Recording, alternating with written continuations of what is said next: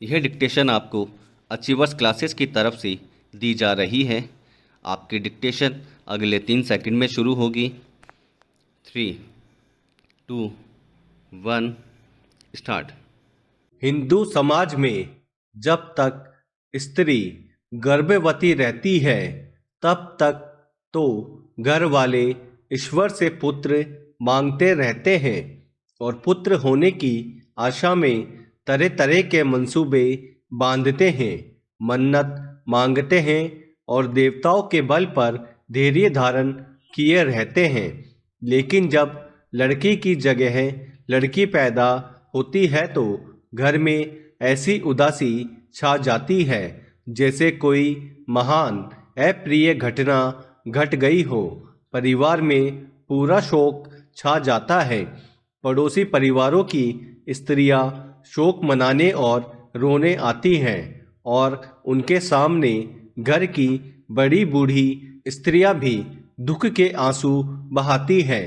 लड़का होने की आशा में ब्राह्मणों और भिक्षुओं को दान, नौकर चाकरों को इनाम और रिश्ते वालों को पुरस्कार आदि देने के लिए जो सामग्री जुटाई जाती है वह सब संदूकों में बंद कर दी जाती है, क्योंकि लड़की के विवाह की चिंता तो लग जाती है। आखिर कुछ विवाह के लिए भी तो चाहिए। लड़का होता है तो जच्चा का अधिक आदर होता है, उसकी सेवा की ओर कुछ अधिक ध्यान दिया जाता है, उसके खाने पीने की भी चिंता रखी जाती है। लेकिन लड़की पैदा करने वाली माँ का भगवान ही मालिक है। कहीं कहीं तो लड़की का नाम सुनकर परिवार का तिरस्कार पाने के भय से जच्चा को मूर्छा तक आ जाती है। लड़की का पालन पोषण भी बड़ी बेदर्दी और लापरवाही से होता है। कहीं कहीं तो उसे अपने भाइयों की जूठन तक खाकर बड़ा होना पड़ता है। लड़कों के लिए दूध की व्यवस्था की जाती है, लेकिन लड़कियों के लिए यह खर्च व्यर्थ और अनावश्यक समझा जाता है। पैरा, हमारे यहाँ लड़कियों की पढ़ाई लिखाई भी प्राय व्यर्थ समझी जाती है। लड़की दूसरे घर का धन है, उस पर खर्च कौन करे। लड़की का काम रहता है माता के गृह कार्य में सहायता देना, छोटे भाइयों को खिलाना, उनके कपड़े धोना और समय समय पर उनके तमाचे खाना आदि। पिता की संपत्ति में लड़की का कुछ भी अधिकार नहीं रहता। विवाह के समय पिता जो कुछ खर्च करता है वह लड़की के किसी काम का नहीं। बड़े बड़े भोज तो घर वाले अपनी बड़ाई के लिए करते हैं, क्योंकि वे स्वयं भी लोगों के यहाँ विवाह शादियों में भोजन करने जाते हैं। बदले में उन्हें भी जिमाना पड़ता है। यह तो व्यवहार ठहरा। जो दान दहेज में दिया जाता है उस पर लड़के का ही अधिकार रहता है। कभी लड़की के पिता द्वारा खासा दान दहेज ने मिला तो लड़की को हमेशा सास ससुर के तानों का शिकार बनना पड़ता है। अनेकों बहुओं का तो जीवन तानों के कारण यहाँ तक कष्ट में हो जाता है कि वे विष खाकर ही शांति पाती हैं। पिता के मरने पर उसकी संपत्ति लड़कों में बंट जाती है। विवाह के पश्चात जब लड़की अपने पिता के घर आती है तो वह पराये घर की समझी जाती है। लड़की को अपने पिता के घर में बिना किसी की आज्ञा कुछ भी लेने का अधिकार नहीं रहता। आगे जाकर जब लड़की के बच्चा होता है तब भाई भतीजों के लिए आफत आ जाती है, क्योंकि लड़की को खिचड़ी और छूछक आदि के रूप में कुछ दिया जाता है। इसी प्रकार जब भांजे का विवाह संस्कार होता है तब भी पीहर वालों पर विपत्ति की बाढ़ आ जाती है। परंतु यह सब लेना देना भाई भतीजों की इच्छा पर निर्भर रहता है। लड़की कुछ बोल नहीं सकती और समाज का कानून भला कब दया कर सकता है।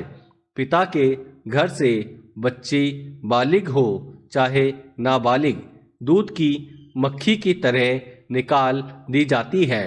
पैरा, विवाह होकर ससुराल आने पर लड़की सोचती है कि वहाँ कुछ आदर होगा, कुछ अधिकार मिलेगा। घर का अनादर वह पति की गोद में सिर रखकर भूल जाएगी, लेकिन आते ही बेचारी पर घर के काम का सब बोझा आ जाता है। फिर भी किसी को छाछ तक उठाकर देने का अधिकार नहीं रहता। उस समय उसकी हालत एक नवीन नौकर की सी रहती है। धीरे धीरे यह नौकर होशियार होने लगता है। जब वह घर की सब बातें समझने लगती है, तब उसे छोटे मुनीम और अंत में यदि वह अच्छी योग्यता वाली और चतुर निकली तो हेड मुनीम की जगह मिल जाती है। परंतु उसकी तनख्वाह वही रहती है जो घर वाले अपनी इच्छा से गहनों आदि के रूप में उसे दे देते हैं। इसके अतिरिक्त उसका कोई भी अधिकार नहीं। पुत्र हो गया तो वह पिता के धन का उत्तराधिकारी समझा जाता है। माता का रोटी कपड़े के सिवाय घर में कुछ भी हक नहीं। पुरुष पत्नी की चाहे उपेक्षा करे, चाहे उसे त्याग दे, पर पत्नी कुछ नहीं कर सकती।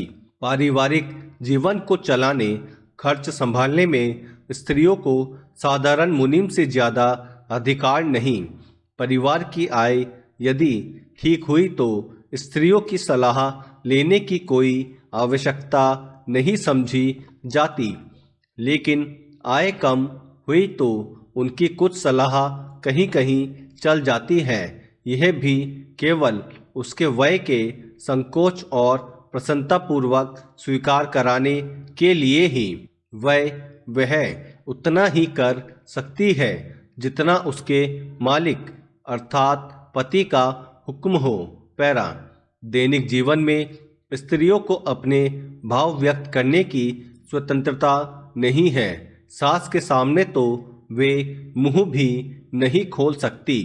स्त्रियों में वह शक्ति भी नहीं कि वे घरवालों के बिना पूछे अपने मन की कोई बात भी मुंह से निकाल सके। वे तो दूसरों की बुद्धि से सोचती है, दूसरों की आंखों देखती है और दूसरों के मुंह बोलती है। यदि किसी स्त्री की इच्छा होती है कि पर्दा न करूं, तो वह अपनी इच्छा प्रकट करने तथा उसे कार्य रूप में लाने के लिए तो सर्वथा असमर्थ रहती है। स्त्रियों की इन समस्त रुकावटों को दूर करने का सरल मार्ग तो यही है कि उन्हें उच्च शिक्षा दी जाए, विवाह उनकी इच्छा से और इच्छित वर से किया जाए, पर्दा प्रथा पूरी तरह से हटा दिया जाए, आर्थिक स्वतंत्रता अर्थात संपत्ति में उनका बराबर का अधिकार हो, विधवा को भी अपनी इच्छा अनुसार विवाह करने का हक हो। उपयुक्त बातों में से एक भी प्रकृति के विरुद्ध नहीं है। पुरुषों के लिए हमारे समाज में कोई बंधन नहीं है, और अगर कुछ है भी तो भी वे उनका पालन नहीं करते। क्या यह अंधेर नहीं है? स्टॉप। दोस्तों, अगर आपको इस डिक्टेशन की कंप्लीट आउटलाइन प्राप्त करनी हो तो आज ही हमारे टेलीग्राम ग्रुप से उसे प्राप्त कर सकते हैं, जिसका लिंक डिस्क्रिप्शन में दिया गया है। और आगे भी अगर आप इसी तरह की डिक्टेशन और आउटलाइन प्राप्त करना चाहते हैं तो बेल आइकन पे क्लिक करना ना भूलें और सब्सक्राइब करें। Thank you.